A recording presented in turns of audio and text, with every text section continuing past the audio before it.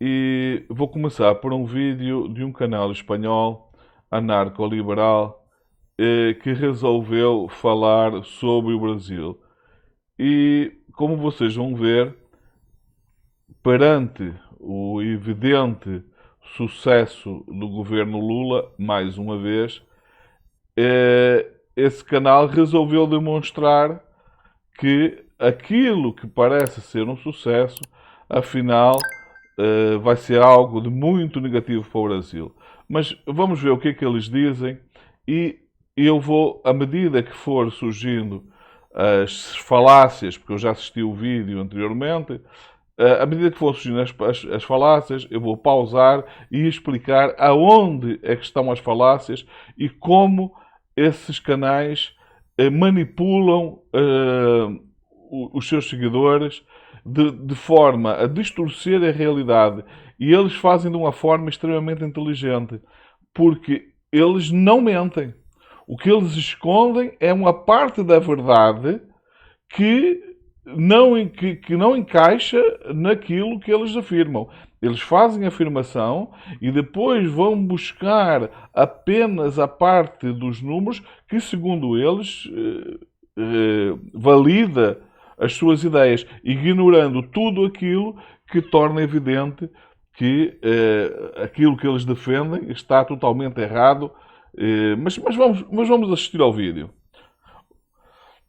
O vídeo começa fazendo elogio ao governo Lula, ao sucesso que está a ter, mas, como vocês vão ver, mais adiante, eles começam então a mostrar, a tentar mostrar que este sucesso, afinal, não é um sucesso, é o caminho para o fracasso.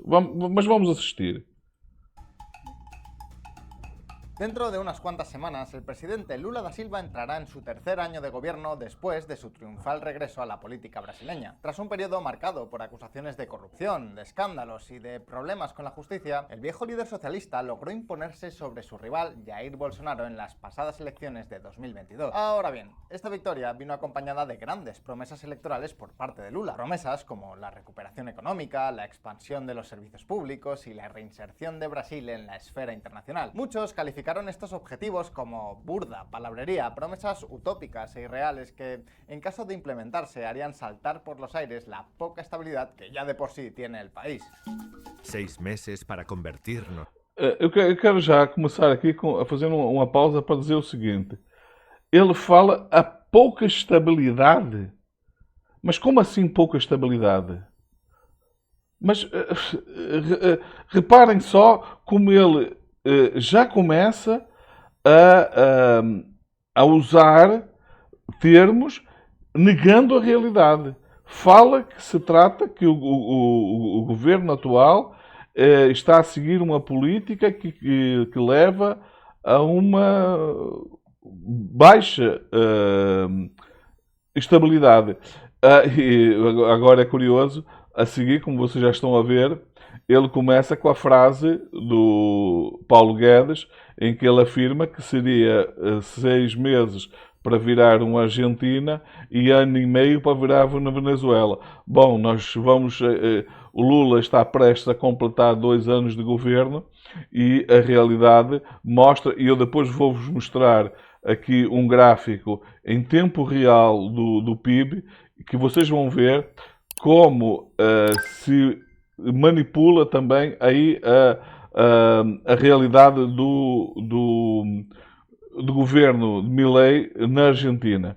Neste vídeo eles não falam sobre isso, mas o Milei, como vocês sabem, é o queridinho da direita, da extrema-direita e, sobretudo, desses liberais e ultraliberais. Mas isso vamos deixar para o fim. Vamos agora nos debruçar sobre aquilo que ele fala precisamente sobre o Brasil. En Argentina, 1 año y medio para convertirnos en Venezuela. Sin embargo, 2 años después del inicio del mandato, pues Lula da Silva parece haber superado todas las expectativas. Tras 20 años cayendo por detrás de otros países, la economía... Superar todas as expectativas? Expectativas de quem?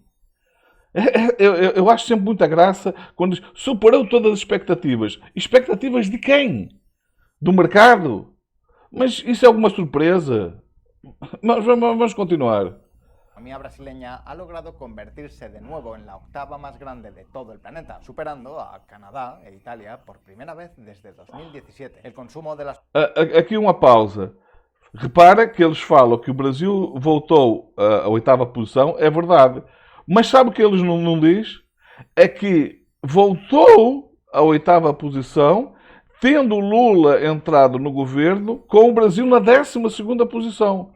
Ou seja, em menos de 2 anos, o Lula já conseguiu que o Brasil saltasse da 12ª posição no ranking das maiores economias do mundo para a oitava. Mas ele só diz que chegou à oitava. Não diz o quanto foi importante esse salto, o quão grande foi esse salto. Mas vamos continuar. Las familias también está creciendo a niveles mucho mayores a lo esperado. Y en contra de lo que predijo gran parte de la oposición, los niveles de desempleo e inflación se han reducido. Para que os hagáis una idea, la inflación anual se ha desplomado a la mitad entre 2022 y 2024 y la tasa de paro se ha reducido hasta el 8%, que es su valor más bajo en los últimos 10 años. Lula da Silva también ha cumplido con sus objetivos en política exterior y medioambiental en tiempo récord, devolviéndole a Brasil su anterior estatus mundial al reducir a mínimos la deforestación del Amazonas y participar nuevamente en los asuntos internacionales. Y amigos, con todos estos datos en la mano, todo apunta a que el tigre americano está despertando, ¿verdad? Como ya os hemos explicado 1000 veces en este canal, las cosas no suelen ser tan bonitas como parecen, y el diablo está en los detalles. A pesar de los éxitos en las cifras macro, las finanzas públicas bajo Lula da Silva están pasando su peor momento desde la pandemia. El déficit fiscal... Aqui está. Ele diz que Lula, desde que entrou, a percentagem do PIB aumentou em relação ao governo anterior mais de 90%. Agora, sabem o que ele não diz? E vocês vão ver que ele não vai falar sobre isso. Primeiro, é que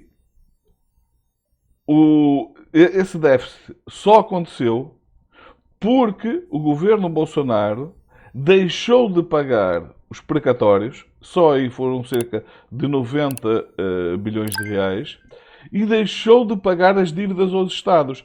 Então vocês vejam, é mais ou menos assim. Você ganha o seu salário, você vai às compras e manda tudo para o livro.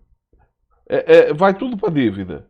Chega no final do ano, como você não gastou dinheiro nenhum, você olha para a conta e diz, olha, me dei muito bem, eu estou a ter lucro. O que você não diz é que se você por acaso conseguiu, no final do ano, sei lá, acumular, vamos supor, 20, 30, 40 mil reais, que você provavelmente está a dever 100 ou mais, porque você simplesmente deixou de pagar. Estão a ver? E outra coisa que ele não diz, ele põe o gráfico até 2012. Não, de 2012 para agora. Mas sabem o que é que eles não mostram? É que eu, entretanto, depois de ver este vídeo, eu fui ver o que é que aconteceu durante os 2 primeiros anos dos 2 primeiros governos do presidente Lula. E aquilo que eu descobri é que durante esses 2 governos anteriores do governo Lula, que acabou em 2010, só houve um ano em que houve déficit primário, mesmo assim de 0,4. Na média, o governo conseguiu obter lucro anual acima de 2%. E repare, o que aconteceu desde que o Temer chegou ao governo e depois o governo Bolsonaro? Eles não tiveram um único ano de saldo, sequer zeraram o saldo da dívida primária. E curiosamente, mesmo no caso da Dilma, que foi tão atacada, reparem que ela teve aqui em 2012, 2013, portanto, um déficit muito inferior ao que teve depois. A partir daqui, reparem o que aconteceu com o governo Temer. O governo Temer entra aqui em 2015 em funções e olha só a dívida. Foi caindo, mas olha, ele só atinge o déficit igual, e que foi o maior déficit do governo da Dilma, no, no último ano em que esteve no governo.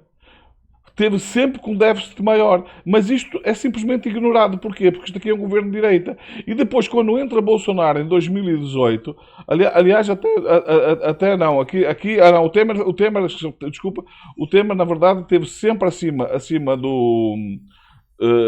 mesmo do valor mais alto da Dilma. O Bolsonaro também começa por estar acima, depois iguala e depois, em 2020, ele aumenta significativamente.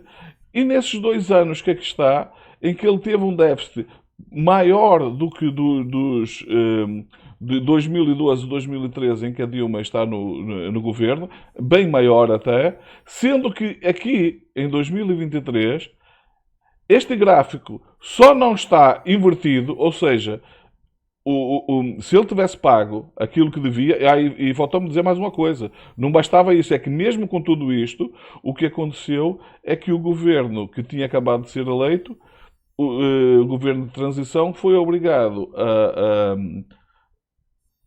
a intervir de forma a garantir que se fechava as contas do ano, porque nessa altura as faculdades, as universidades já não tinham sequer dinheiro para pagar eletricidade e água, nem nada disso. E tudo isso é ignorado. Portanto, esse gráfico que vocês estão a ver aqui, vocês deveriam estar a ver, e, aliás, nem é invertido, vocês deviam pegar nesse gráfico aqui e somar a este, porque não fosse isto, as contas já aqui em 2023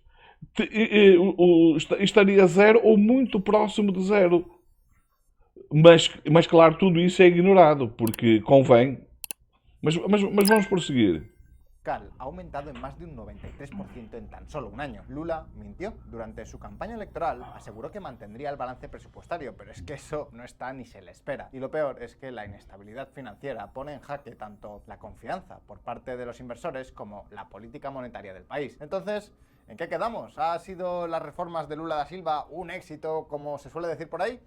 ¿O está la economía brasileña experimentando una especie de calma antes de la tormenta? Pues poneos cómodos porque hoy en Visual Economic os lo vamos a contar y la cosa no es...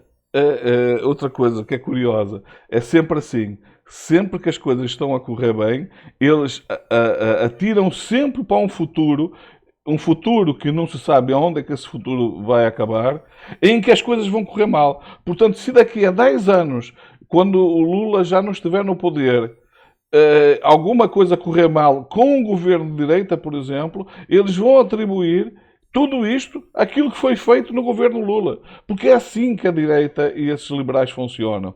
É a mesma coisa que acontece, por exemplo, em relação ao Milei. A economia da Argentina está inegavelmente a única coisa que está longe de ser positiva, porque a Argentina mantém uma inflação acima de 200% ao ano, mas como essa inflação vem num processo de queda, eles apontam isso pelo sucesso da economia.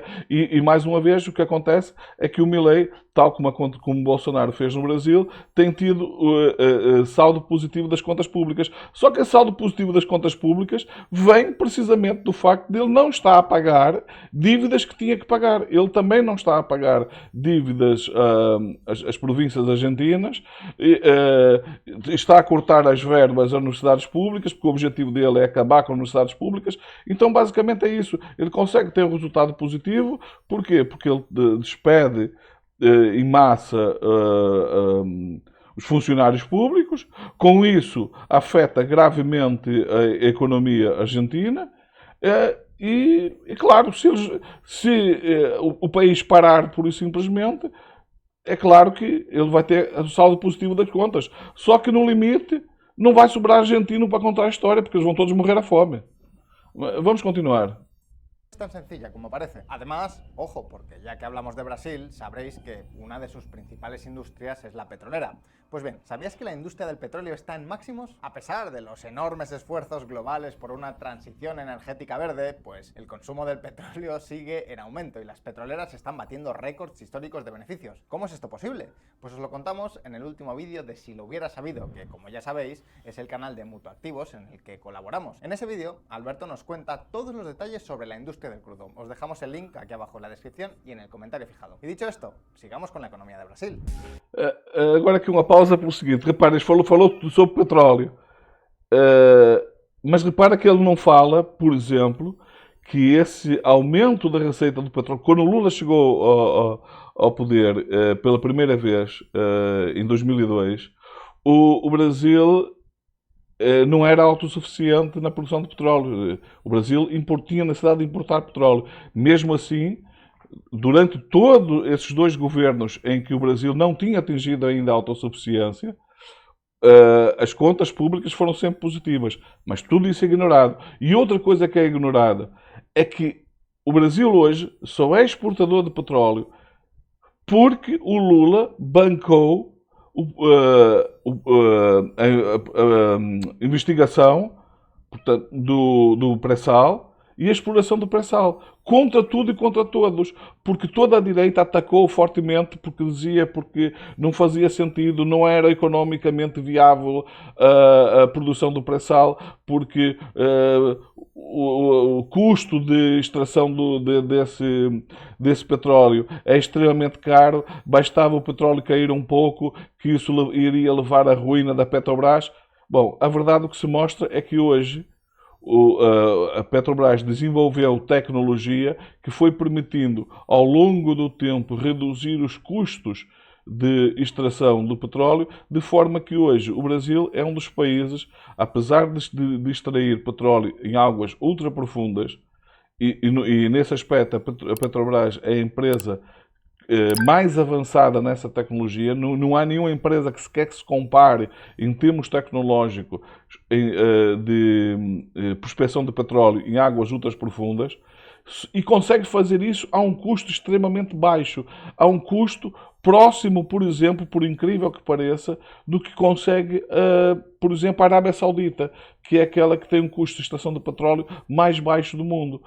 Fala-se hoje que, enquanto que quando a Petrobras começou o processo de extração do pré-sal, o custo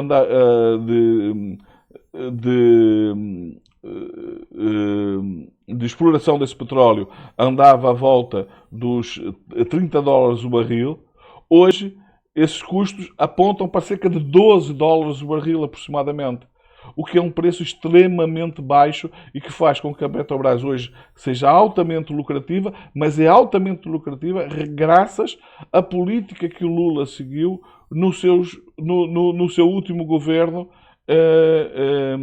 entre 2002 e 2010, esses dois mandatos que ele teve na presidência. Não fosse ele bancar a prospecção do petróleo e ter ajudado a financiar a Petrobras, hoje o Brasil não estaria a explorar o pré-sal, esse dinheiro não existia. Mas claro, tudo isso é ignorado.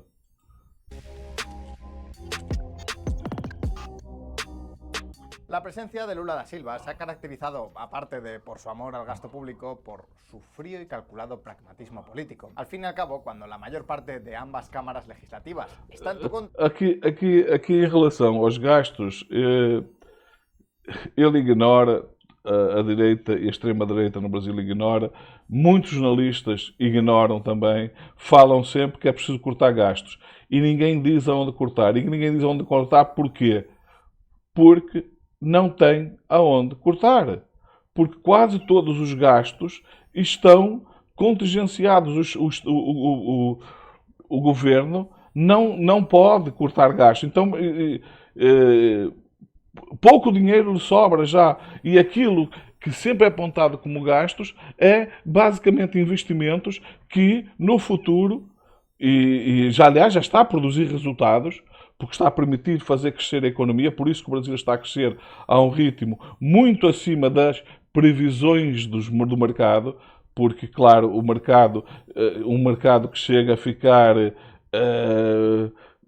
aborrecido, que chega a protestar pelo facto das empresas de riscos, as agências de risco, estarem a levar a nota do Brasil, vejam só, é natural que todas as previsões deles erram de forma absurda e está tudo bem, eles podem errar à vontade, porque no futuro Num algum momento eles vão acertar. Então, nesse momento, quando por acaso acertar uma vez em 100, já vão dizer, está a ver como nós acertamos? É sempre uma história. Andar sempre a errar, até o dia que acerta. Porque, claro, em algum momento há de acertar em alguma coisa. Y tu tasa de aprobación se tambalea cada vez que haces algo, pues hay que volverse muy creativo para gobernar como uno quiere, y si no, que se lo digan al bueno de Pedro Sánchez. Y en el caso de Lula, pues esto implicó formar una gran coalición con partidos de centro y hasta de centro-derecha como el MDB para poder aprobar sus reformas en el Congreso. E ainda assim é chamado de socialista. O Lula, na verdade, é um social-democrata. Mas pronto, é isto, a direita, a extrema-direita e sobretudo não, e também esses liberais que no fundo todos também são de extrema-direita, eles se recusam a aceitar esse rótulo, mas é como eles se comportam, o comportamento deles, não adianta eles dizerem que são, é quase como o Bolsonaro dizer que está a lutar pela liberdade, sendo que o que ele fez foi tentar destituir o governo eleito, ter tentado ter atacado os três poderes para impor uma ditadura, e tudo isso é em nome da liberdade. Isso é típico. Estão sempre, até Hitler, quando fazia campanha na Alemanha, era sempre em defesa da liberdade, mas da liberdade de quem? Da liberdade dos nazistas. E aqui é a mesma coisa. O Bolsonaro, quando fala em liberdade, é a liberdade deles. Tanto assim que quando foi do impeachment da Dilma Rousseff, quem é que ele homenageou? Brilhante Ustra, que era um torturador. E a frase que ele usou, como o Brilhante Ustra torturou a Dilma quando a Dilma foi presa, ele disse, homenageou o Brilhante Ustra, que segundo ele era o carrasco, era a personalidade que a Dilma teme. Claro, ela ficou, evidentemente, traumatizada com tudo que ela sofreu nas mãos desse homem. E, portanto, é assim, eles estão a lutar pela liberdade. A liberdade deles. E é sempre uma coisa. Congreso Nacional. Tan desesperado estaba el nuevo presidente por encontrar apoyos que designó como su presidente a Gerardo Alckmin, un político brasileño con conexiones a la derecha conservadora y liberal que además se... Porquê? E porquê que fez isso? A razão é simples. É porque ele sempre reconheceu no Alckmin um democrata e o Alckmin sempre reconheceu no Lula um democrata. E a luta, neste momento, é uma luta entre quem defende a democracia e quem defende a ditadura. Este menino aqui, como está do lado do Bolsonaro, ou seja, do lado da ditadura, é claro que lhe incomoda ir buscar que ele se diz de direita, mas na verdade o Alckmin é um político de centro. Não se pode dizer que ele seja de direita. Presentó al propio Lula da Silva durante las elecciones presidenciales de 2006. Vamos, que se ha juntado con su antítesis. Ahora bien, ¿qué tiene que ver todo esto con la administración económica? Como assim antítese? Antítese é o que fica do lado oposto. Alckmin nunca foi o oposto do Lula. Assim como o Bolsonaro não é o oposto do Lula. Porque o Bolsonaro está num extremo, mas o Lula não está no outro extremo. De los últimos años. Pues a ver, como ya imaginaréis, el presidente no ha podido ratificar el 100% de las reformas que llevaba en su programa. Su gobierno, digamos que es un poco una mezcla entre todo y nada. Los conservadores critican a Lula por ser demasiado de izquierdas, pero es que los de izquierdas le critican por ser demasiado moderado. Aquilo que ele chama conservadores são reacionários mesmo. Pero ¿sabéis lo mejor de todo? Que cuando los resultados económicos han comenzado a mejorar desde el año pasado, pues el relato da una vuelta de 180 grados. Ahora, los conservadores alegan que el éxito económico que está viviendo ahora el país se debe a... Chamar conservador ao Bolsonaro é uma caricatura, né? Alguém que defende o regime militar é conservador. Ele não é conservador, ele é um político reacionário. Inclusivamente, ele nem sequer chega a ser... O sonho do Bolsonaro era ser um Kim Jong-un. Ou pelo menos um Maduro como na Venezuela. Ele ataca, porque ele já elogiou o Chávez, Hoje ataca a Venezuela mais por ciúme, porque no fundo é o que ele queria ser. Mas eu acho que ele ainda queria ser mais é o Kim Jong-un. Porquê? Porque o que ele queria era depois poder transmitir o poder para os filhos dele. É isso. Portanto, não estamos a falar de um conservador. Chamar o Bolsonaro conservador, eu que não sou conservador, sou um progressista, mas se fosse conservador ia me sentir ofendido, porque ele não é um conservador, ele é um reacionário mesmo. Bolsonaro, al legado económico del anterior presidente. Mientras que los de izquierdas, pues, no sé, ahora se ve que sí, que Lula da Silva es súper de izquierdas y que prácticamente está aplicando el comunismo en el país. Y como el país va bien, pues mira. Não, isso quem está dizendo é você. Ninguém no Brasil diz isso. Eu nunca ouvi ninguém no Brasil dizer isso. É claro que se ataca o PT como sendo de extrema esquerda, porque uma vez que o Bolsonaro é de extrema direita, então tenta-se colocar o Lula na extrema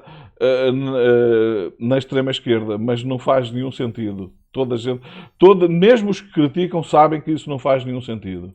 ¿Será que lo que funciona es eso? Antes no, antes cuando las cosas iban mal, ahí no, ahí Lula da Silva era súper moderado. Bueno, ya sabéis, cosas de la política. La pregunta que tenemos que hacernos ahora es, vamos a ver, ¿cuáles son esas reformas? ¿Qué es lo que está haciendo? ¿Cómo podemos estar tan seguros de que son los causantes del reciente crecimiento brasileño?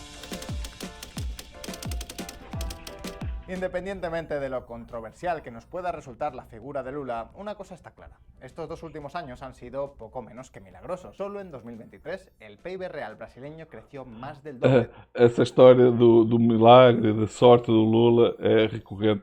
Como não é possível atacar o Lula em relação aos resultados, porque os resultados são sempre extremamente positivos, então diz que é sorte. Foram sorte 8 anos do governo anterior que ele lá esteve. Provavelmente estes 6 anos de governo de direita e extrema-direita foram anos de azar. É a única razão para... Porque, claro, na cabeça deles a direita é que funciona, mas como nós vimos no próprio gráfico que ele mostrou, em que ele atacou o governo por ter tido resultado negativo nas contas de 2023, o que acontece é que ele ignora que nos 6 anos de governo de direita as contas não só foram negativas, como foram muito mais negativas do que foi em 2003, mesmo tendo em conta que boa parte dessa dívida, quase a totalidade dessa dívida, resultou do facto do Bolsonaro não ter pago as contas. E como o Bolsonaro não pagou, o governo que entrou, o governo do Lula, teve que as pagar.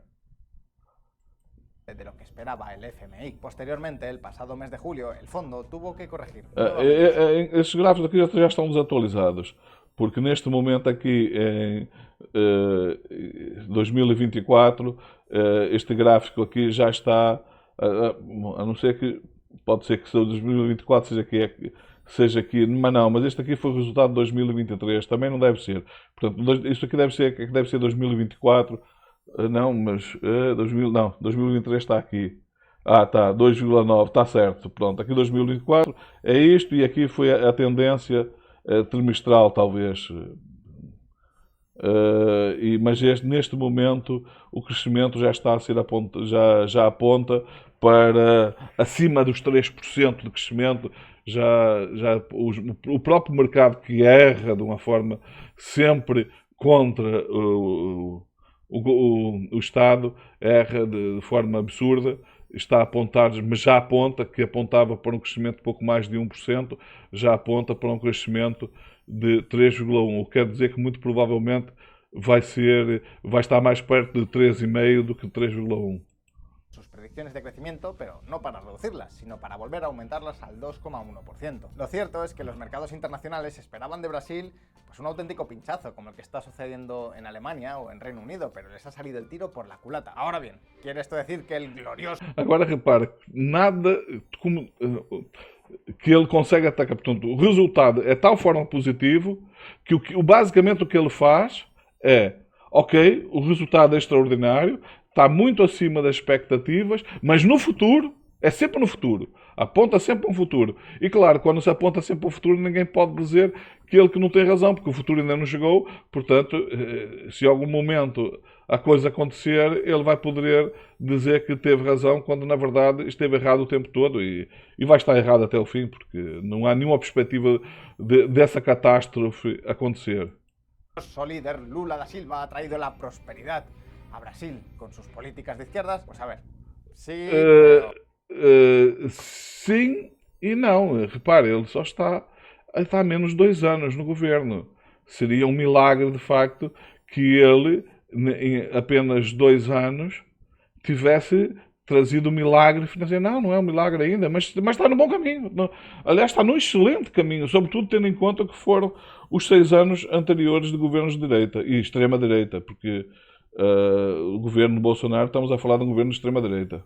o no. Veréis, la economía brasileña depende de exportar materias primas a otros países para mantenerse a flote, mercancías agrícolas como el azúcar, la soja o también minerales como el petróleo crudo o el hierro. ¿Qué quiere decir eso? Pues que Mais uma vez eu lembro, ele fala do petróleo, que o Brasil hoje é exportador, mas o Brasil só é exportador devido ao Lula ter enfrentado o que enfrentou nos seus 2 governos anteriores, em que bancou o processo de investigação e prospecção de petróleo na bacia de Santos. Se fosse seguir a indicação da direita e da extrema-direita, não haveria esse petróleo e o Brasil continuaria a ter necessidade de importar petróleo e não de exportar. que el nivel de crecimiento brasileño depende principalmente de cuánta materia prima pueda extraer de la tierra cada año, o también de los vaivenes de la economía global. En otras palabras... Outra coisa que ele faz questão de ignorar é que o sucesso do agronegócio brasileiro se deve a uma empresa pública de sucesso extraordinário chamada Embrapa. Não fosse a Embrapa, a investigação em novas técnicas agrícolas, na produção de semente de alta rentabilidade, isso não aconteceria. Por exemplo, uma das coisas que mais se aponta de sucesso em relação à Embrapa é o facto de o Brasil hoje ter produção de soja no Cerrado, que era uma terra considerada pobre, uma terra que era considerada inviável para a agricultura. E hoje, nesta região estão as maiores produções de soja, que foi desenvolvida as sementes e as técnicas para aumentar a produtividade da terra e a produtividade da semente, e hoje consegue ter uma produtividade extremamente alta nessa região, graças à Embrapa, que é uma empresa pública. Mas isso, claro, é ignorado, porque se há coisa que o liberal não gosta é de empresa pública. Mesmo ele gosta de apontar os insucessos quando acontece algum insucesso de empresa pública, mas ignora todos os sucessos, e sempre que há um fracasso em empresas privadas, como por exemplo a OCX de Ike Batista, ou este ano como aconteceu com as americanas, que aquilo foi uma autêntica fraude que houve e eram empresas privadas, isso nesses assuntos não se toca. Agora, se alguma empresa pública atravessar algum momento de crise, isso é apontado. E já agora eu quero abrir aqui um parênteses para dizer o seguinte: há uma tendência de, mesmo algumas pessoas de centro e centro-esquerda, serem contra-estatais quando elas não dão lucro. Acontece que, em muitos casos, as estatais não são para dar lucro. Porque a vantagem delas é indireta. Por exemplo, todas as linhas de trens de alta velocidade aqui na Europa são de empresas estatais. Porquê? Porque não tem forma de dar lucro. Os caminhos de ferro, em quase toda a Europa, se não toda, são empresas públicas, porque é um setor que não tem forma de dar lucro, não é lucrativo. Então vai-se acabar com os comboios? Não se pode acabar com os trens, quer seja de alta velocidade, quer não seja de alta velocidade, porque aqui na Europa os trens, mesmo que não são de alta velocidade, andam a uma velocidade bastante aceitável, acima de 100 km por hora. E, claro, como não é lucrativo, as empresas não se interessam por isso. e não se interessam por isso. No entanto, se não houvesse isso, o que é que ia acontecer? E havia uma deficiência nos transportes e, claro, ninguém se queixa. Aqui na Europa ninguém se queixa dos comboios de alta velocidade, dos trens de alta velocidade. Ninguém se queixa disso. É, é, é, mas isto é um absurdo. As pessoas têm que perceber que muitas vezes uma empresa estatal, mesmo quando dá prejuízo, não é necessariamente mau para a economia. Pelo contrário. Ahora, es que en este aspecto la administración política en el corto plazo pinta muy poco. Los resultados económicos que ahora tiene el país muy difícilmente se pueden atribuir a lo que esté haciendo Lula da Silva. En ese sentido, se podría decir que al presidente le ha tocado la lotería económica. Mais uma vez, a lotaria económica. Portanto, como é tudo, o sucesso é inegável e o fracasso dos anteriores governos é igualmente inegável. Mais uma vez, é questão da lotaria. Foi lotaria nos dois primeiros governos e, mais uma vez, o Lula entra. Sempre que o Lula entra no governo e que consegue recuperar tudo aquilo que de errado se fez no passado e colocar o caminho, o país numa rota de crescimento e melhoria das condições de vida das pessoas, é sempre sorte. Nunca. Bom, mas é como o próprio Lula diz, se a questão é sorte, então que se vote nele, quanto mais não seja, para o país continuar tendo sorte. Estimaciones de mayo proyectan una cosecha récord de 305 millones de toneladas. Atenção. Isto aqui é muito curioso. Mas se calhar é melhor vermos um pouco mais para a frente para vocês compreenderem melhor o que eu vou dizer a seguir. Para 2023. La cosecha de Brasil del año pasado fue una de las más prósperas en tiempos recientes. En tan solo unos meses, la producción de cereales, legumbres y aceites vegetales creció un 16% con respecto a 2022 gracias a mejores condiciones climáticas. Por si eso fuera poco, el aumento vino al mismo tiempo que la guerra de Ucrania cumplía su primer año de conflicto, por lo que la tan importante cosecha ucraniana no Pronto, ok, ele vai continuar a desenvolver, mas é que ele tocou aquele assunto da Ucrânia. Como vocês próprios podem ver na imagem, a principal cultura agrícola da Ucrânia é o trigo. O Brasil não é autossuficiente na produção de trigo. O Brasil importa trigo. Portanto, a guerra na Ucrânia não teve nenhum impacto na economia brasileira. E outra coisa, como vocês vão ver, ele ignora completamente. Ele desenvolve uma teoria toda baseada que todo esse crescimento se deveu à agricultura.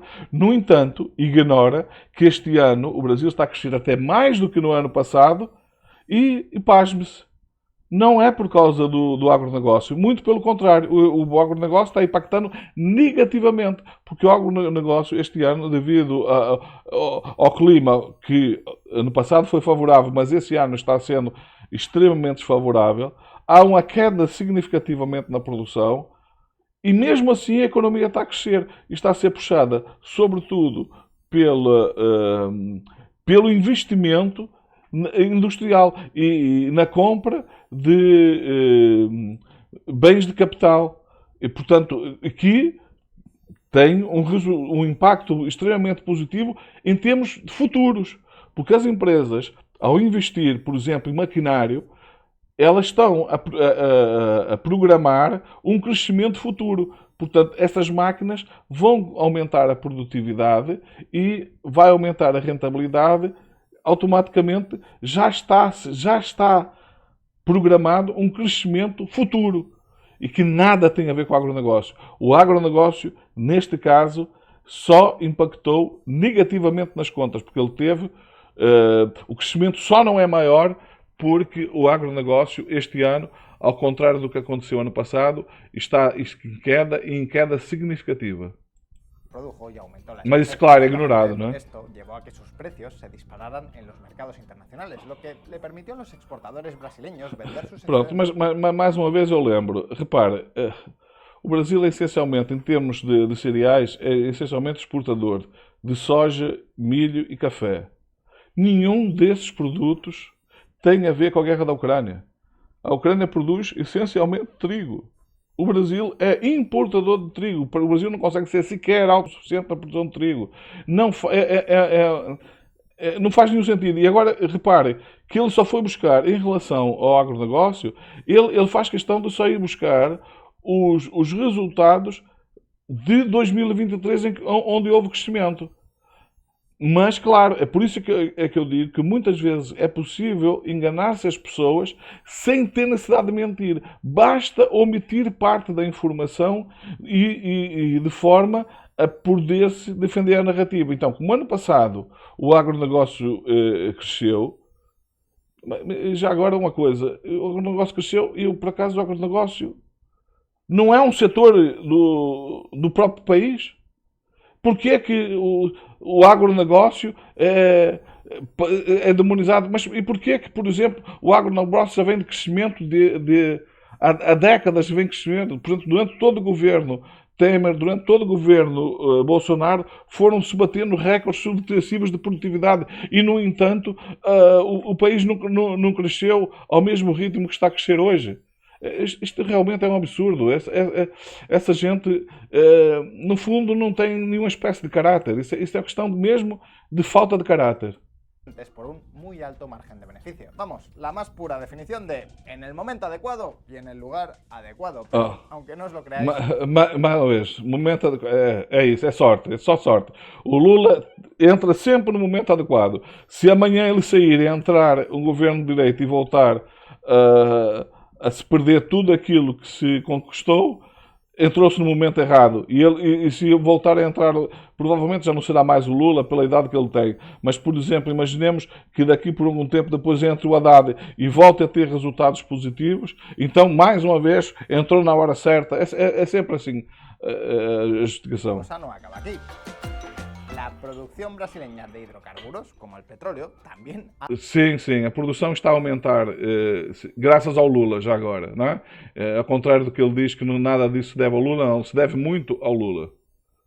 Ha dado un salto desde que Lula regresó al poder, llegando en noviembre a su nivel más alto en toda la historia. Casi parece que los dioses romanos están aquí favoreciendo al bueno de Lula.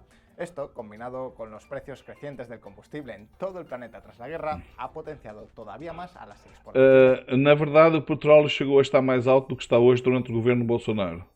Brasileñas. ¿De dónde viene este rotundo éxito industrial? ¿Ha tenido la buena administración del gobierno algo que ver? Pues de nuevo, la respuesta es que no. El reciente aumento de la producción petrolera de Brasil no ha sido gracias a las políticas del presidente, sino a las inversiones por parte de Petrobras.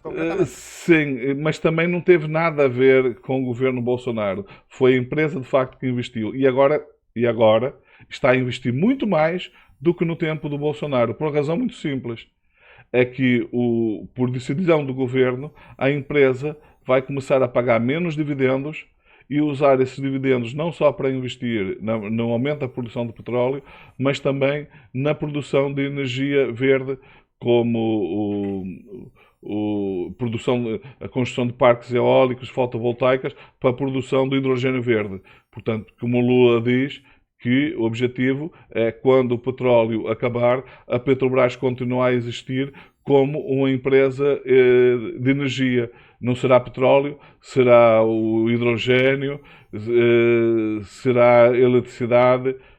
Portanto, é isto. É disto que se trata. E sim, isso se deve ao Lula.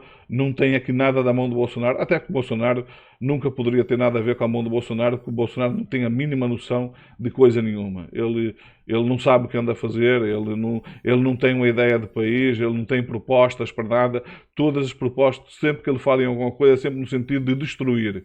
Nunca apresentou, nem se conhece um único caso em que Bolsonaro tivesse apresentado um projeto que de facto que apontasse para uma perspectiva de melhoria do crescimento do país. Nada. Inclusivamente quando foi da questão do PIX, quando ele foi questionado sobre isso, ele nem sabia o que era o PIX. E, no entanto, agora diz que o PIX foi com o governo dele. Não, o PIX foi criado pelo Banco Central e não teve nada a ver com ele. Ele nem sabia o que era o PIX.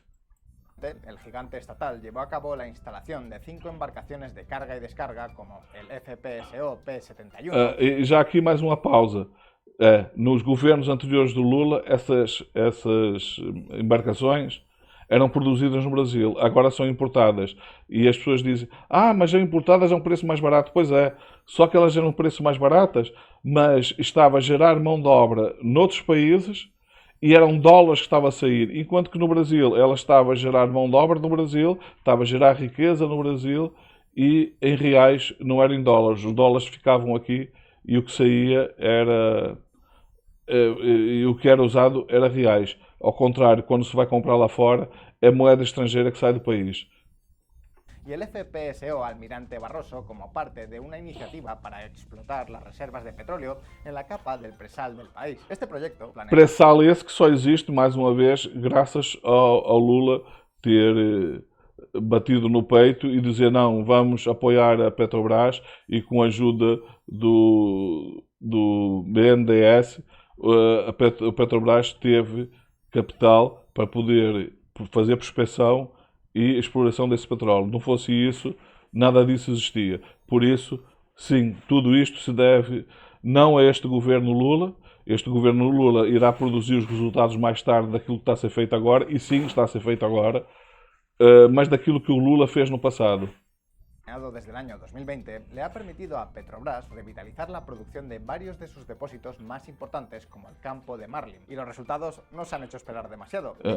E só aqui mais uma pausa para dizer o seguinte, e vai ter outra coisa que a direita e a extrema-direita vai ficar ainda mais incomodada.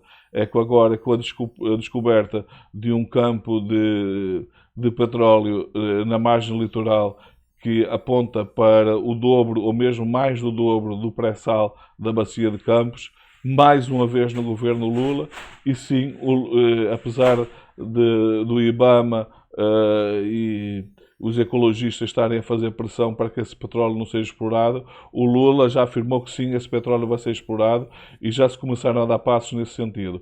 Portanto, em breve, o Brasil vai começar a extrair petróleo dessa região também, o que vai fazer aumentar ainda mais a produção de petróleo da Petrobras. La economía bajo Lula da Silva no solo se ha beneficiado de una mejor cosecha, sino también de los beneficios generados por inversiones hechas durante el mandato de Jair Bolsonaro. Ahora bien... Investimentos feitos no tempo de Bolsonaro? Que investimentos foram esses? Não, isso não existe. O governo de Bolsonaro foi um governo que não existiu. Ele basicamente entregou o poder ao Lira e passou o tempo todo passeando de jet ski, fazendo motocicletas, trabalhando uma média de menos de 2 horas por dia. É um absurdo atribuir, porque depois atribuem essas coisas ao Bolsonaro, mas não se consegue apontar o quê? Qual foi o investimento feito pelo governo dele? Não, o investimento que ele apontou foi feito pela empresa Petrobras, que não teve aí mão nenhuma do Bolsonaro. Nada, não teve nada, rigorosamente nada a ver com o Bolsonaro. A César lo que es de César. Una expansión de casi el 3% anual no se consigue únicamente por accidente. Y es que de la misma forma que cuando era presidente a principios de 2000... Depois, repare, ele quando usa essa frase, não, mas depois de César, o que é de César, não é por acaso, que não é só por isso, por si só não explica esse crescimento, é para dar a ideia de isenção, dar a ideia de que, não, mas repare, estou a ver as coisas dos dois lados, eu só estou mostrando uma perspectiva de que aquilo que parece bom não é. Não, na verdade, essa técnica já é bem conhecida. É querer dar uma ideia de isenção, de um raciocínio isento, mas que não tem nada de isento. É simplesmente absurdo toda essa teoria que está a ser desenvolvida neste vídeo. Lula da Silva ha sabido utilizar muy bien su buena fortuna para estabilizar la economía brasileña y garantizar el crecimiento durante su mandato. La clave, su extrañísima política monetaria. Estar num evento presencial e rodeado de pessoas que já fizeram mais ações do que eu fiz, que já estão a... Brasil ha estado sufriendo de altísimos niveles de inflación desde la pandemia. Como resultado, el valor del real frente al dólar se ha desplomado en casi un 25% en tan solo unos años, llevándose consigo gran parte del poder adquisitivo de los ciudadanos de a pie. La situación era cada vez más desesperada. Espera só um bocadinho, eu vou recuar um bocadinho para vocês repararem neste gráfico. Reparem só. Ele está a falar da alta do dólar, mas agora reparem, aonde é que foi o pico do dólar? Foi aqui. O Lula estava no poder? Não. Durante todo este tempo aqui, quem esteve no poder foi o Bolsonaro. É aqui que está neste momento o valor do dólar com o Lula. Bem, na melhor das hipóteses, ele podia dizer que o governo tem mantido a moeda estável. Mas não. Quer dar a ideia de que com o governo Lula o dólar está a subir, mas o próprio gráfico nega aquilo que ele está a dizer. parte del poder adquisitivo de los ciudadanos de a pie. La situación era cada vez más desesperada y cuando los efectos de la crisis del 2020 amainaron lo suficiente, el Banco Central de Brasil decidió intervenir para detener de una vez por todas la subida de precios. La pregunta es, ¿cómo lo hicieron? Pues igual que Europa y Estados Unidos, aumentando el tipo de interés. Al fin y al cabo... Agora repararam nisto. O Banco Central subiu as taxas de juro por influência do Lula. É mesmo isso. Essa foi a política do Lula. Quer dizer, o Lula não está a atacar o Banco Central precisamente porque com essa política de juros altos isso está a afetar o crescimento da economia. Que o Brasil, apesar de estar a crescer acima das expectativas, poderia ser ainda mais, não fosse tudo do Banco Central. Não, mas ele diz que não, essa política que o Banco Central está a seguir, Banco Central em que o Presidente foi colocado lá pelo Bolsonaro, que, como eu já mostrei num vídeo anterior, durante todo o governo do Bolsonaro, o juro esteve ou ligeiramente positivo, ou, durante bastante tempo, até juros negativos, e nem assim o Bolsonaro conseguiu ter níveis de crescimento como está tendo o Lula, onde os juros reais são os mais altos do mundo. Mas não são os mais altos do mundo, ao contrário do que ele diz no vídeo, por ser essa uma política do Lula. Muito pelo contrário. O Lula tem atacado fortemente isso, porque isso tem afetado negativamente o crescimento da economia. Tudo isto que eles fazem é uma forma de manipular com um conjunto de falácias, porque, claro, quem ouve isto e não conhece a realidade da economia brasileira é até capaz de acreditar, mas isso não faz nenhum sentido. Essa política não teve nada a ver com a política do Lula, bem pelo contrário. O Lula tem atacado sistematicamente essa política de juros altos, e já agora, mais uma coisa que quero chamar a atenção, e que não é dito. Os resultados das contas, em grande medida, é resultado dos juros altos. As contas do Brasil poderiam ser positivas. Por exemplo, ano passado, mesmo o governo tendo que pagar o que pagou das dívidas que o Bolsonaro deixou, as contas teriam sido positivas, bastaria que as taxas de juro estivessem dentro de valores razoáveis, semelhantes ao que são praticados noutros países com o mesmo nível de inflação. Bastava isso. Se o Brasil tivesse o mesmo número de uma taxa de juro real semelhante das maiores economias do mundo, aquilo que iria poupar com o pagamento de juros iria fazer com que as contas, só por isso, iriam tornar as contas positivas, mesmo tendo que pagar a dívida que o Bolsonaro deixou. E por uma questão muito simples, é que cada 1% de juros equivale a 40 bilhões de reais de gastos públicos. Portanto, agora o mercado está a forçar e ele também não fala nisso, não é? Que quem está a forçar que os aumentos dos juros são os mercados, porque o mercado quer ganhar dinheiro fácil e não há nada mais fácil do que ganhar dinheiro com taxas de juros elevadas garantidas pelo Banco Central e, portanto, pelo Governo, porque governos não vão à falência. E, portanto, isso não acontece, é sempre garantido, aquele juro é certo. E como os mercados não gostam de correr risco, gostam de ter altos lucros de preferência sem risco, e estão a pressionar para que os juros reais sejam ainda maiores do que já são, sendo que eles já são os mais altos do mundo. Mas não, ele diz que esta política que está a seguir o Banco Central é a política que está a ser seguida por indicação do Lula. É uma falácia, essa de todas as falácias que já foram ditas aqui, foram muitas, essa é a mais escandalosa de todas. É uma coisa que é exatamente o contrário. Ele consegue dizer algo que é exatamente o contrário do que está a acontecer.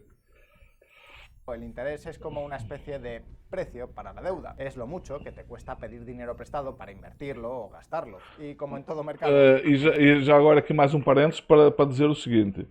É que a dívida brasileira é cerca de 90% ou até mais de 90% dívida interna, dívida em reais, não é dívida em dólares, o que é completamente diferente. Ok? O Brasil não precisa de dólares para pagar a sua dívida, porque a dívida do Brasil é dívida em reais, em moeda local. E isso, por si só, deveria fazer com que o dólar, por exemplo, estivesse bem mais baixo do que o que está neste momento. Mayor sea el precio, menor será la demanda, menor será el crédito. Y Além, claro, de outra coisa que ele não cita aqui, que também é obra do Lula, que é o Fundo Soberano, que quando ele saiu do governo, ou melhor, quando a Dilma saiu do governo, estava muito próximo dos 400 bilhões de dólares e que parte dele durante esses governos de direita, que são os governos que, segundo ele, que sabem gerir, que têm um controle muito rigoroso das contas públicas, uma boa parte desse fundo já foi utilizado e neste momento andará à volta dos 350 bilhões de dólares, o que ainda é muito dinheiro e o que garante que, inclusivamente, em relação à dívida externa, o Brasil, a dívida líquida do Brasil é zero, provavelmente, ou muito próximo disso. Bastaria recorrer a esse fundo soberano e liquidaria toda a dívida que ainda possa existir em dólar, porque a dívida em dólar no Brasil é extremamente reduzida.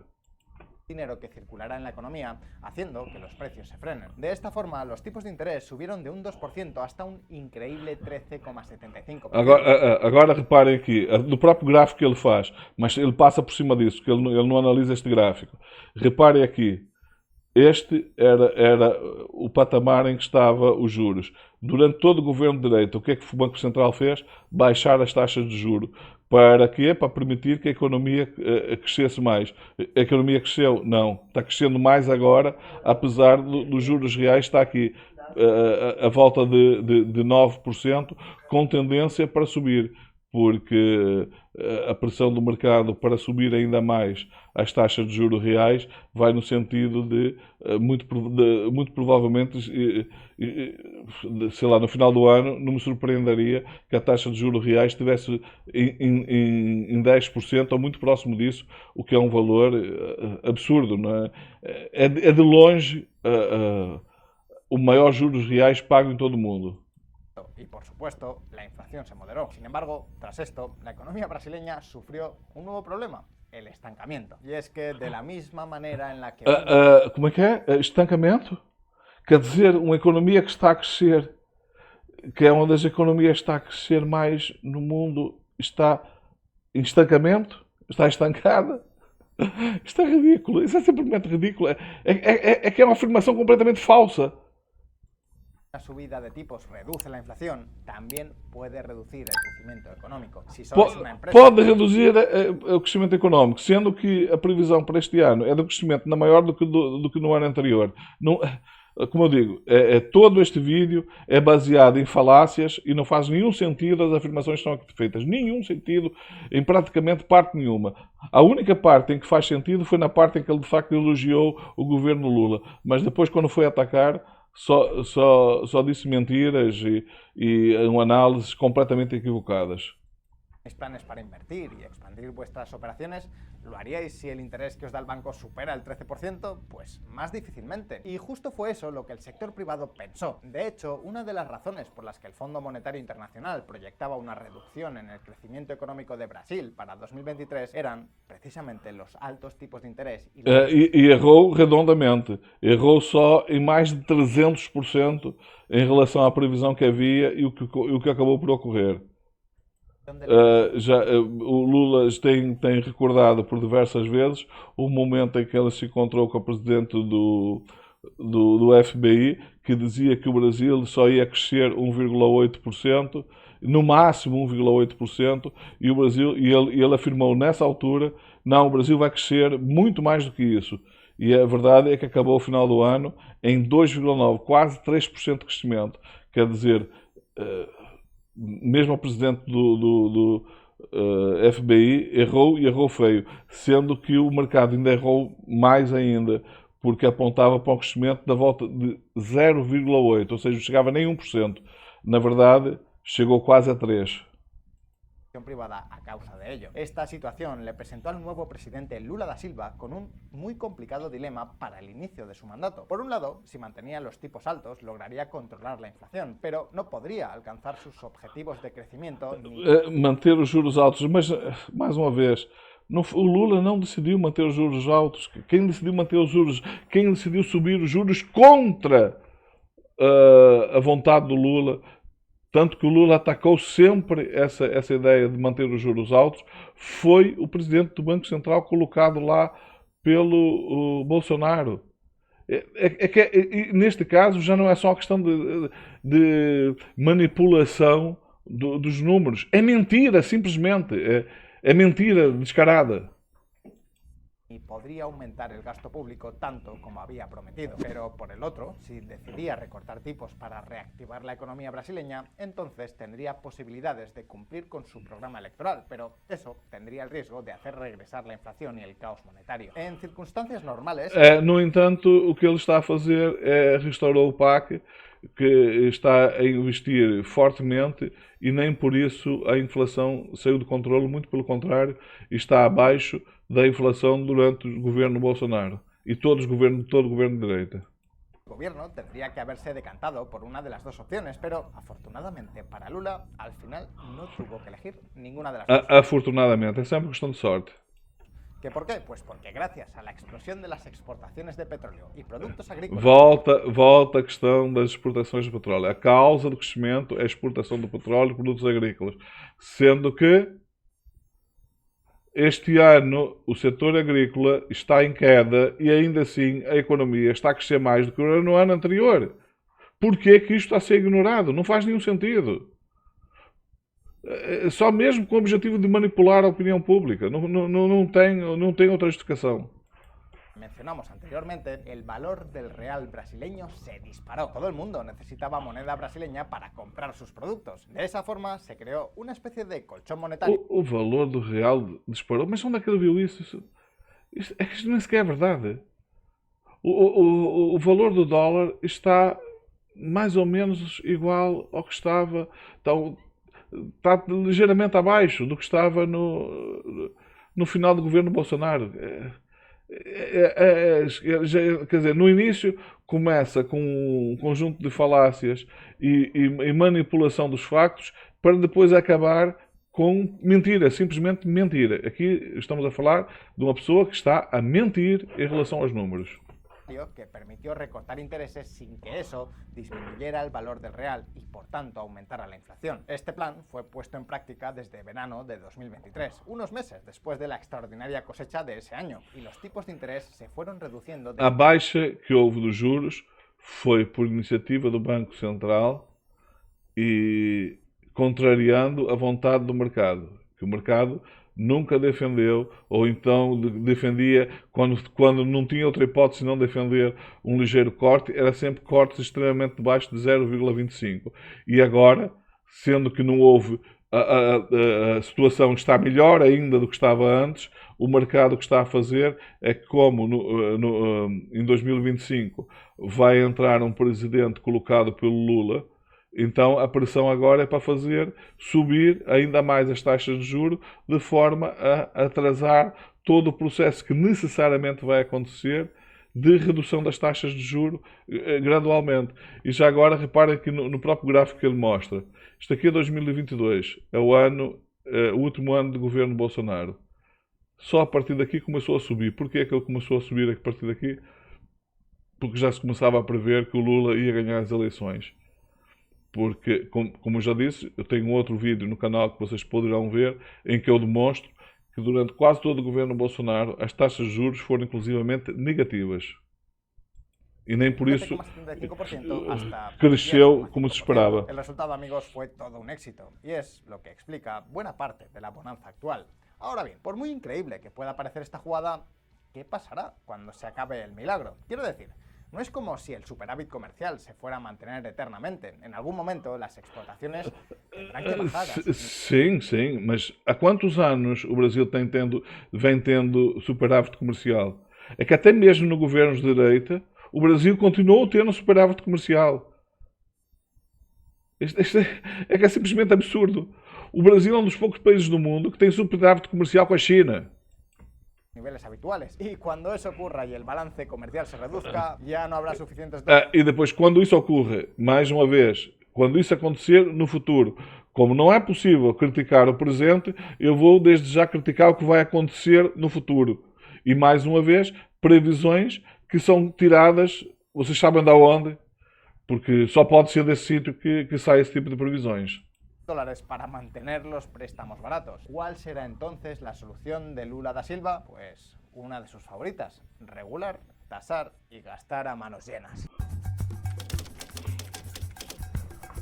Como todo líder socialista que se precie, Lula da Silva siempre ha sido amigo Como todo socialista. Sim, ele é de centro-esquerda, o Lula é de centro-esquerda. Né? É um social-democrata, né? Mas ele fala socialista no sentido de querer dizer que é comunista, de extrema-esquerda. Não, o Lula não é, nunca foi. O Lula nunca foi antípoda do Bolsonaro. O Bolsonaro estava, de facto, na extrema-direita, mas o Lula nunca esteve na extrema-esquerda. Despilfarro público y el estado del bienestar. Es más, la creación de muchos de los programas sociales más importantes de Brasil, como la conocida... Já agora, com essa questão dos programas sociais que os liberais e ultraliberais detestam. Eles fazem questão de ignorar. Não que eles não saibam disso, eles sabem que os programas sociais têm um impacto positivo na economia como um todo extremamente grande. Porque quando se coloca dinheiro na mão dos mais pobres, dinheiro que vem dos impostos, ou seja, é uma forma do Estado devolver à população, nesse caso a população mais carente, uma parte dos impostos que recebeu, ou seja, quando é preciso que as pessoas tenham isso em mente. Quando o governo dá subsídios sociais, ele nada mais nada menos do que está é a devolver uma parte daquilo que ele ganhou. E ao colocar na mão das pessoas mais necessitadas, o que é que vai acontecer? Essas pessoas vão consumir. E ao consumir, o que é que vai acontecer? Ela vai aumentar a necessidade de produção, as empresas vão produzir mais, vão contratar mais pessoas, resultado, até mesmo essas pessoas que hoje vivem das ajudas do Estado, em algum momento vão deixar de ter necessidade porque vai começar a ter empregos onde elas vão receber muito mais do que recebem hoje do Bolsa Família. Se remontan a su primer mandato a inicios de los años 2000. Consecuentemente, la mayor parte de las promesas electorales se centraron en aumentar el gasto público e imponer mayores impuestos a las clases altas. Mas isto é mentira, porque, mais uma vez eu digo, o Orçamento do Estado do Brasil é um orçamento extremamente engessado, em que a maior parte das rubricas tem valor que o Governo nem sequer pode mexer.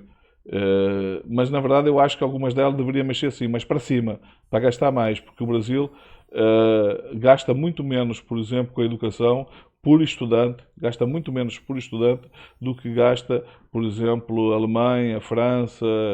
Portanto, sim, nesse caso eu acho que em saúde e educação deveria sim aumentar os gastos até. Altas. Y cuando por fin regresó al poder, el nuevo presidente no perdió el tiempo. Los planes de gasto de Lula aumentan la... E agora eu vou aproveitar isto para lembrar uma coisa. O Lula agora está a fazer uma campanha para zerar o imposto de renda para quem ganha até 5 mil reais. Claro que um corte desses vai ter que vir dinheiro do outro lado qualquer. E o outro lado qualquer, o que é? É sim, aumentando as taxas dos mais ricos. Por isso, para vocês terem uma ideia, a taxa máxima de imposto de renda no Brasil é de 27%. Em Portugal chega a quase a 50%. Na Suécia passa de 60% a taxa máxima. Claro, estamos a falar de pessoas milionárias, mas, de qualquer das formas, é uma diferença muito grande. Portanto, o Brasil tem sim aí um campo. O Brasil, por exemplo, para vocês terem uma ideia, comparados com os países da OCDE, é de longe, mas não é uma diferença pouca. É uma diferença muito grande. O país em que os mais ricos pagam menos imposto. O Brasil, para os ricos, é basicamente um paraíso fiscal. Comparado com os países... Acontece até uma coisa bem curiosa. É que a direita e a extrema-direita ataca sempre os altos impostos que o Brasil paga e consegue convencer facilmente as pessoas, porque a classe média e as classes mais pobres, esses efetivamente pagam muito imposto. Então, quando os mais ricos dizem que o Brasil paga muito imposto e ele constata que efetivamente paga muito imposto, eles pensam que quem está a dizer isso também paga, mas não paga.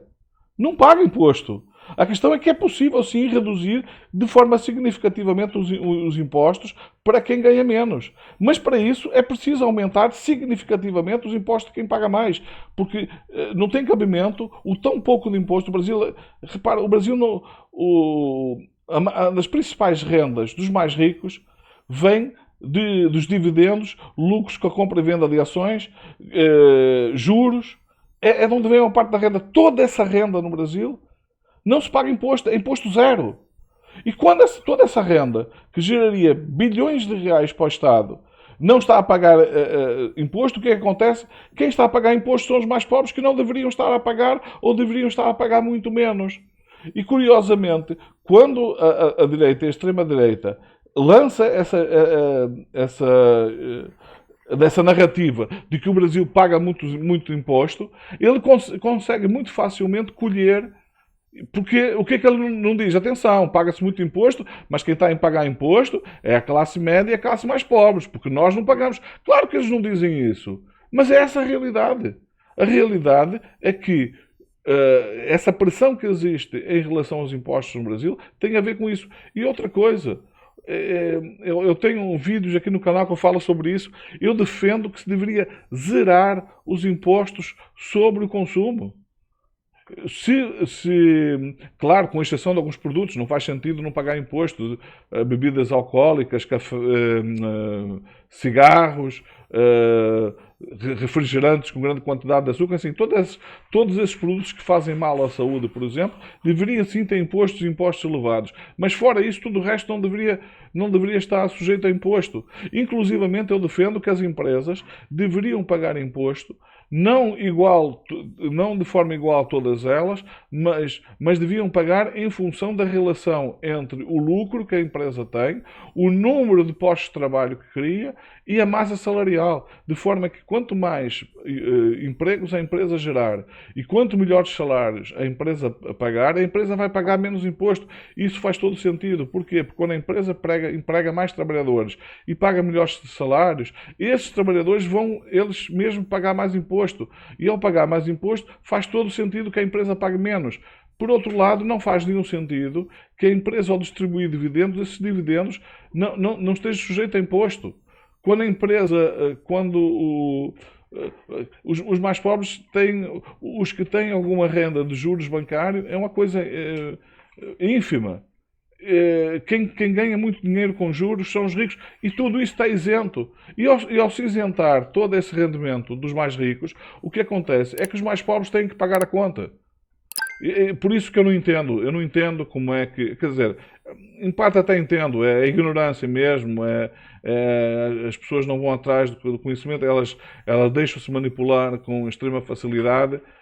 Basicamente é só por isso que os mais pobres no Brasil, a classe média, a classe mais pobre, continua votando na direita. Porque se elas de facto conhecessem a realidade, não haveria pobre de direita de certeza absoluta. Presión sobre los mercados brasileños. El gasto gubernamental durante el primer cuatrimestre del año 2023 creció en más de un 8%. Sim, gastos não, investimento. O que tem a ver com isto é investimento. E esses investimentos estão a produzir resultados e não só já no presente. Não é por acaso que grandes montadoras estão a voltar para o Brasil, não é por acaso que muitas empresas multinacionais estão vindo para o Brasil e investir no Brasil. Nada disso é por acaso. Isso tem a ver com esta política de apostar no investimento público e inclusivamente naquilo que a direita tanto ataca ao Lula, que é viajar. Pois, a questão é que ele, quando vai viajar, em vez de trazer joias, como acontece, como fez o Bolsonaro, o que ele traz é investimento de bilhões para o Brasil. E são esses investimentos que têm permitido que a economia cresça.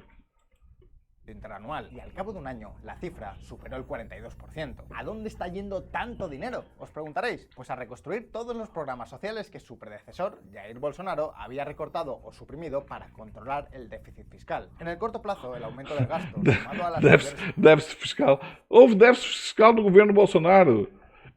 Como eu já disse, em 2023, o governo Bolsonaro só não apresentou um déficit porque deixou de pagar. Se eu deixar de pagar as minhas contas também, sobra muito mais dinheiro no final do mês, no final do ano. Isso é óbvio. Foi basicamente isso que aconteceu. E ao fazer isso, como o Lula não é caloteiro, ele pagou as contas, inclusivamente, que tinha deixado, que o seu antecessor tinha deixado para trás. É simples assim. Exportaciones ha aumentado el estándar de vida de los brasileños. Ahora bien, ¿quién demonios va a pagar toda la fiesta? Pues como con muchos otros políticos del mundo, la respuesta de Lula da Silva ha sido, pues ya lo pagará otro. Desde el inicio de su reforma... Não vai pagar outro, não. Basta ver o que foram os dois governos Lulas anteriores, que, como eu disse, eu vou-vos mostrar os valores e vocês vão ver que durante todo esse governo Lula as contas foram positivas. Algumas pessoas poderão estar esquecidas, mas sim, durante os dois governos Lula anteriores, pela única vez que foi o primeiro presidente, e tudo indica que vai voltar a acontecer, talvez já para o ano, a conseguir ter as contas equilibradas. A direita nunca teve as contas equilibradas, a não ser quando manipulou os números, como aconteceu em 2023, em que, pronto, mais uma vez insisto, as contas só foram positivas porque não se pagou a quem devia. Provocado una expansión vertiginosa de la deuda pública en Brasil, pasando de menos del 84% del PIB a más del 86%. Dívida vertiginosa. Eu vou-vos mostrar que nos dois governos Lulas anteriores a relação PIB-dívida foi reduzida e não há nenhum motivo para acreditar que não vai voltar a acontecer, até porque ele está a seguir uma política muito semelhante àquela que seguiu anteriormente e que deu certo. Portanto, se deu certo no passado, não tem porquê não dar certo agora. Aliás, já está dando certo. En tan solo 2 años. Estos niveles de deuda para cualquier país desarrollado, pues sí, podrían llegar a resultar razonables, pero en una economía emergente tienen el potencial de ser catastróficas. Por poner un ejemplo, la agencia calificadora estadounidense Standard & Poor's... Era aqui que eu queria que ele chegasse. Ele fala aqui, agora foi falar das agências de risco. Pois é, o Lula foi o primeiro presidente a conseguir levar o Brasil ao grau de investimento no seu governo anterior, do início deste século. E depois disso, o Brasil perdeu esse grau de investimento e sabe quando está agora a um pequeno passo, aliás, meio passo, de voltar a atingir grau de investimento. Durante 6 anos de governos de direita, o fator de risco do Brasil só aumentou. O risco do Brasil só aumentou. Com o Lula, ele mais uma vez está muito perto de atingir grau de investimento. Ou seja, o Brasil está prestes a, pela segunda vez na sua história e pela segunda vez com o mesmo presidente, a atingir grau de investimento. Brasil una puntuación crediticia de BB para 2024, teniendo un 86% de deuda pública. Pero al mismo tiempo, la puntuación crediticia de Japón, que es un país con el 250% de deuda... E outra coisa, mais uma vez, ele ignora que esses 86,7%, mais de 90% é dívida interna, em reais. É dívida em reais, isto aqui. Não é dívida em dólares, não é dívida em moeda estrangeira, que aí sim haveria um risco muito grande.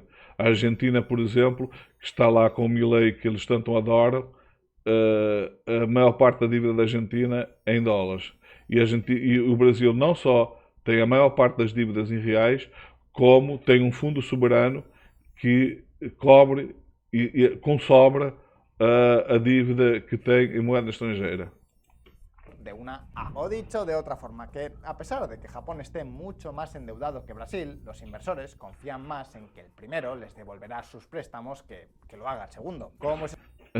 Isto é simplesmente ridículo. Dizer que um país que tem uma dívida pública de 2,5 vezes o PIB, comparado com o que tem menos de 90% do PIB, dizer que o que está com 250 que está melhor é simplesmente absurdo. E aí sim, eu acho que as agências de risco tendem a ser muito benevolentes com os países mais ricos e extremamente rígidas com os países em desenvolvimento. Isso aí é evidente, porque de outra forma não se justifica a nota do Brasil ser uma nota mais elevada, o risco ser mais elevado que do Japão, sendo que além de a dívida ser muito menor que a japonesa, é quase toda ela dívida interna, não é dívida em moeda estrangeira.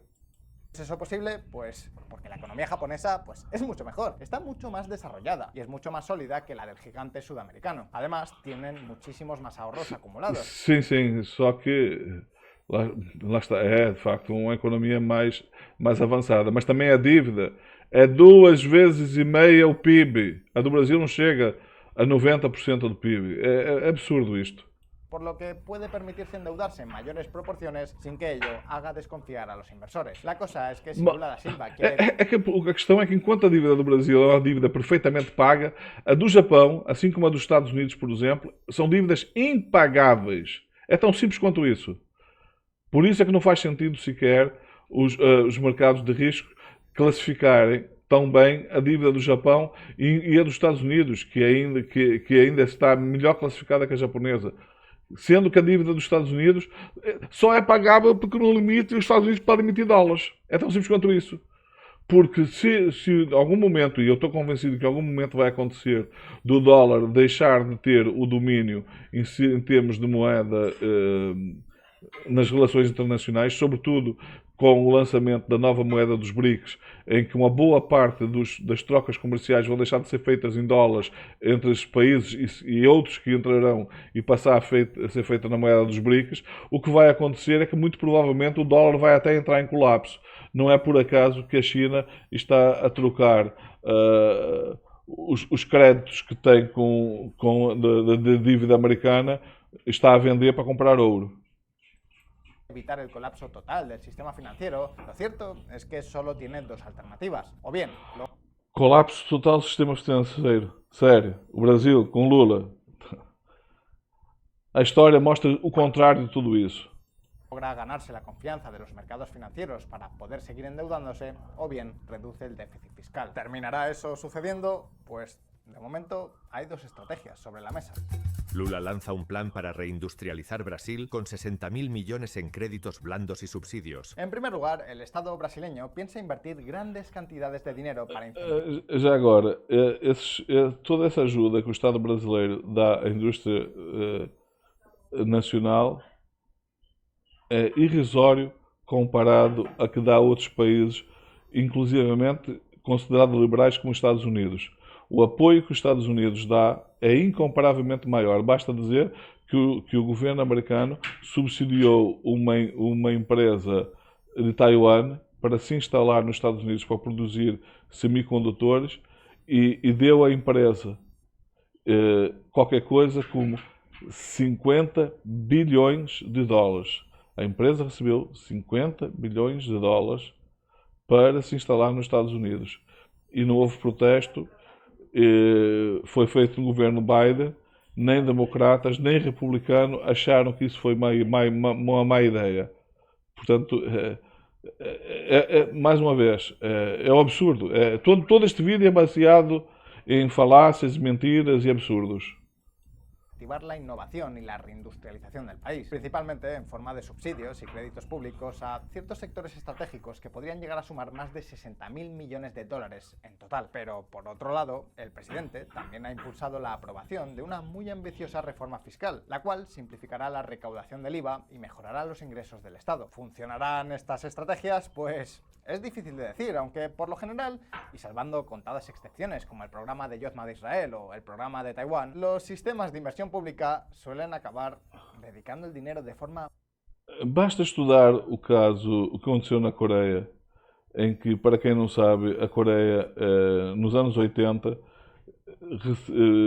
o FMI se disponibilizou a ajudar a Coreia, e aqui ajudar com muitas aspas, como fez com outros países. O Brasil, por exemplo, aceitou esse tipo de ajuda e o resultado foi que ficou na mão do FMI. E já agora, mais uma, quem tirou o Brasil do FMI liquidando o resto da dívida que havia, foi o Lula no seu anterior governo. E o que acontece? A Coreia do Sul se recusou a aceitar ajuda, resolveu com meios próprios, que a Coreia do Sul, que era um país extremamente pobre, investir e apostar na industrialização, na educação, e resultado, a Coreia é hoje um dos países com o melhor nível de vida do mundo. Sim, essa aposta na industrialização do país tem vários exemplos. O da Coreia é um dos mais emblemáticos exemplos de que esse é de facto o caminho, é assim que se faz o país crescer. Muy ineficiente, y eso en el mejor de los casos, porque lo normal en países de la TAM es que la corrupción se lleve la mitad de por medio. Sin embargo, amigos, gracias. Já agora que o vídeo chegou a seu fim, ele agora vai-se apenas se despedir.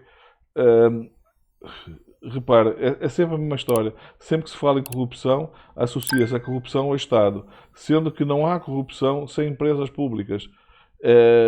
Porque quem tem capacidade de influenciar o Estado, quem tem dinheiro para levar alguma prática de corrupção, são os privados, são os empresários, são os investidores, através dos lobbies. E mais uma vez aqui eu quero aproveitar para dizer o seguinte: os Estados Unidos é apontado como um dos países com menor corrupção. Sabem porquê? É porque basicamente uma boa parte da corrupção nos Estados Unidos é legal. Os lobbies nos Estados Unidos é legal. Políticas que noutros países leva à prisão, nos Estados Unidos simplesmente é legal, está tudo certo, é assim mesmo que funciona, e eles acham que deve ser assim. Uma empresa comprar, porque no fundo é disso que se trata, deputados e senadores para defender os seus interesses, para eles é perfeitamente normal, é assim que funciona. E depois ignoram todas as corrupções que não têm nada a ver com o Estado. Mais uma vez, lembramos o que aconteceu com as americanas, em que um dos maiores empresários mais respeitados do Brasil fizeram o que fizeram com a empresa, levaram a empresa à falência através de fraude fiscal, fraude das contas, fraudaram as contas de forma a fazer parecer que a empresa era altamente lucrativa, quando a empresa basicamente estava falida. E com isso, quem perdeu o dinheiro foi o pequeno investidor, porque os grandes investidores, no fundo, acabaram por sair a ganhar e a ganhar muito. Bom, em relação à reação a deste vídeo, fica aqui. E agora eu quero-vos mostrar alguns números que são bastante importantes. Agora eu quero-vos mostrar duas coisas que vai ajudar a compreender tudo aquilo que eu estive a falar até agora e a demonstrar que, de facto, muitos dos números, muito da realidade foi omitida e que é extremamente importante que vocês conheçam. A primeira coisa que eu vos quero mostrar é isto que vocês estão aí a ver neste momento. Eu entrei no chat GPT e pedi apenas para ele me gerar uma tabela com o déficit primário do governo Lula entre os anos 2002 e 2010, os anos em que Lula teve no governo anteriormente. Agora reparem só, tudo isto é ignorado no vídeo. O único ano em que o resultado foi negativo foi aqui em 2009. Todos esses anos houve superávit primário. Tudo isto é superávit primário. Durante os governos de direita de 6 anos, com Temer e com Lula e com o Bolsonaro, isso nunca aconteceu. Não, em 2023, em 2022 deu resultado positivo. Insisto, deu resultado positivo porque não se pagou as contas, porque se pagasse dava negativo. E depois vejo aqui o que é que o ChatGPT diz em relação a isso. O governo brasileiro manteve superávites primários significativos, demonstrando controle fiscal e contribuindo para a redução da dívida pública com proporção do PIB. Devido à crise financeira global, houve um déficit primário resultante de políticas fiscais expansionistas para estimular a economia. Em 2009, um déficit de quanto? 0,4% apenas, que foi o único ano. Em 2010, retorno ao superávit primário. embora em nível menor comparado com o ano anterior à crise. Estão a ver? Isto no vídeo é simplesmente ignorado. Porquê? Porque se fosse mostrado isto no vídeo, o que ia acontecer é que ia contradizer tudo o que disse. Porque mostra que o Lula consegue sim fazer o Brasil crescer, e nesta altura o Brasil chegou a ter crescimentos de mais de 7% ao ano. Durante esse período teve anos em que o crescimento foi mais de 7%, gerando superávit. Estão a ver? E durante todos esses anos outra coisa que aconteceu e só agora voltou a acontecer. Não aconteceu nem no governo Temer, nem no Bolsonaro, que é ganhos reais dos salários e ganhos reais ganho real do salário mínimo. Durante todos esses anos do governo Lula houve ganho real do salário médio e do salário mínimo. E agora, só agora, quando o Lula voltou a entrar, é que isso voltou a acontecer. Isto são fatos, não vale a pena estar a tentar inventar. Agora, claro, para se poder manter a narrativa é necessário esconder esses fatos. E agora eu quero-vos mostrar outra coisa. Eu quero-vos mostrar isto. Isto aqui é um site que mostra em tempo real a evolução do PIB dos países. É verdade que os valores aqui não estão 100% corretos. Por exemplo, o Brasil aparece aqui ainda atrás da Itália, quando na verdade o Brasil já ultrapassou a Itália. Mas se vocês repararem aqui no crescimento do Brasil em relação à Itália, ele está a crescer muito maior. Portanto, mesmo em algum momento, se calhar ainda antes do final do ano, certamente antes do final do ano, até mesmo que essa tabela vai aparecer o Brasil à frente. E de onde é que partiu o Brasil quando o Lula entrou? Bem, o Brasil partiu aqui, na posição em que está o México. O Brasil estava abaixo da Rússia. Em menos de 2 anos, o Brasil saiu daqui da 12ª posição, ultrapassou a Rússia, ultrapassou o Canadá e já ultrapassou a Itália. Agora, vamos ver qual está a ser o resultado do governo que eles tanto adoram, que é do governo da Argentina, do Milei. Este é o resultado. Juntamente com o Japão, está neste momento em 25º, sendo que desde que Milei entrou, já foi ultrapassado pela Suécia recentemente e já tinha sido ultrapassado pela Bélgica. Ou seja, enquanto que o Brasil está a subir entre as maiores economias, a Argentina está a cair, e a cair de forma significativa. Reparem, o Brasil no início do ano, o PIB per capita do Brasil era cerca de $1000 mais baixo do que é hoje. Por outro lado, o da Argentina é quase $1000 mais baixo do que era quando o Milei entrou. Ou seja, o Milei, em 8 meses,